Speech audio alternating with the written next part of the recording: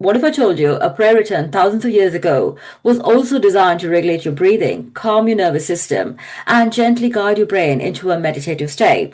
Not metaphorically, but physiologically. In today's video, I want to explore something beautiful hidden inside the ancient practice of Sahasranama chanting and how this sacred practice naturally activates what modern science now call as a relaxation response, a concept studied deeply by a Harvard cardiologist, Dr. Herbert Benson. And also, we're going to take a deeper look at the Polyvagal Theory by Stephen Forges to understand the neuroscience behind this chanting. Hey there, if you're new here, I'm Dr. Devi Sundar, an integrative mind-body consultant.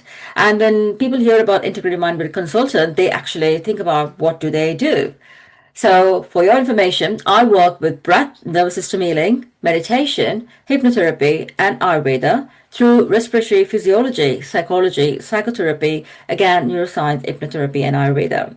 So, on this channel, what I talk about a lot is about the connection between breath and our mind and body. I believe our system works in a holistic way, and in this channel, Breathe, Thrive with Devi, I explore how breath can gently change the state of our body, brain, and mind. In this video, I'm going to take you through the hidden connection between Sahasranama chanting, breath regulation, and the brain states, and how this ancient practice naturally activates what modern science calls that relaxation response. Being born and raised in Hindu tradition, where my parents valued deeply the sacred prayers, I grew up hearing Sahasranama, which means thousand names of the divine. It is a sacred hymn where the divine is remembered through thousand qualities.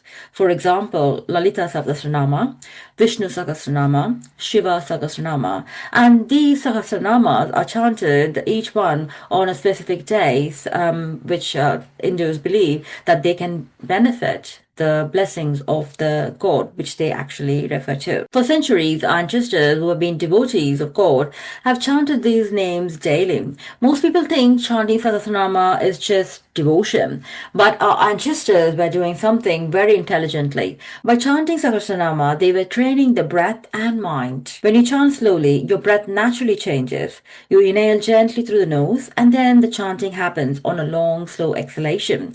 And this is not accidental. Long exhalation is one of the most powerful ways your nervous system can calm. And this is exactly what Dr. Herbert Benson discovered in 1970s. He observed that when people repeated a word, prayer, or mantra with slow breathing, the body entered a healing state called relaxation response. Heart rate slowed, blood pressure dropped, stress hormones decreased, the mind became calm and focused. This is what modern science explains more deeply with the Polyvagal Theory. The nervous system has different states. One state is survival mode. This is when we feel anxious, overwhelmed, or restless. Another state is safety and connection. And this is when the vagus nerve is active and the body feels calm, present, and open. Slow breathing and vocal vibration with chanting activates this vagal pathway.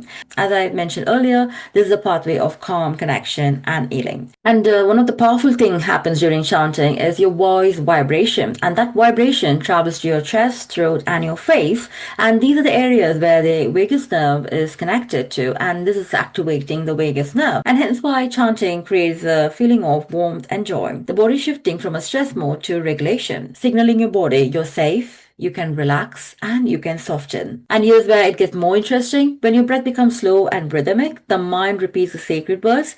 The brain naturally moves from a fast beta waves to a slow alpha and theta waves. These are the same state of waves we see in hypnosis and meditation, deep relaxation. In hypnotherapy, we often guide our mind into these states through breath, rhythm, and repetition. Our ancestors were doing exactly the same, but through devotion. Our ancestors thousands of years ago understood it so profoundly that breath changes our mind, and sound changes our nervous system, and devotion changes the heart. When all these three come together, a simple chant becomes a powerful practice for healing and breathing. So Sahasranama is not only a prayer, it is also a breathing meditation. And perhaps this is why it has guided seekers for thousands of years. If this topic resonated with you, please do hit that like and subscribe button and share it with your people.